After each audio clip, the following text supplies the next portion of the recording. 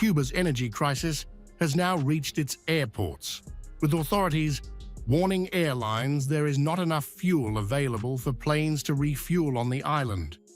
The move follows tighter U.S. sanctions under President Donald Trump, cutting Cuba off from key oil supplies. At Jose Marti International Airport, flights continue for now, but long-haul routes face growing uncertainty. The shortages are rippling through daily life, as fuel sales are limited to 20 liters per user and only in US dollars. Public buses have stopped running, bank hours have been reduced, and cultural events have been suspended. Residents are crowding bus stops and turning to busy taxis and trucks to move across Havana. This a taxi because they have their own power source, because here there is nothing else. This is how we deal with things here, and little by little, we keep going because there is nothing else we can do. For workers, commuting has become uncertain and expensive, with thousands waiting hours for transport that may never arrive. Without buses, many must rely on taxis they often cannot afford. The economic strain is deepening as mobility itself begins to collapse. I will get to work if I can get on a bus, but maybe I will have to get on a car or taxi, and if I don't have the money to pay, I will stay at home. It's all over. There is nothing else, but I will not surrender.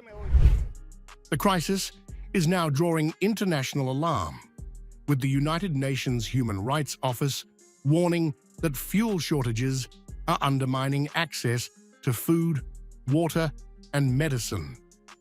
Speaking in Geneva, officials said sanctions are having a broad impact on daily life. We are extremely worried about Cuba's deepening socioeconomic crisis amid a decades-long financial and trade embargo, extreme weather events, and the recent U.S. measures restricting oil shipments.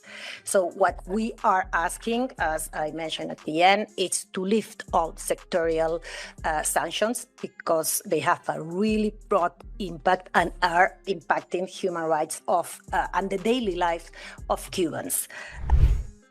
The UN says even rationer systems are faltering because there is not enough fuel to distribute supplies.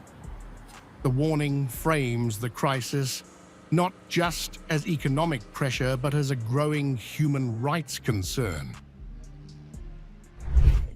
In Cuba, there's food baskets, a system of rations. These rations have been already cutted, but it does not fuel to put in the trucks to be able to distribute food. People might not get food, might not be able to eat. So there's no drinkable water, there's no food, there's no medicines. So the whole system of protecting the population, protecting their rights to food, to health, to water, it's dismantled. Mexico is now positioning itself as a potential lifeline, with President Claudia Sheinbaum expressing openness to a humanitarian air bridge if Cuba requests it. If Cuba requests it, then those conditions would exist, of course. Now flights are not closed. No, but there is no jet fuel. Yes, but they can refuel. I mean, they can come to Mexico. That is certain. In fact, Mexican airline flights are not closed to Cuba because there is jet fuel here, and it is very close.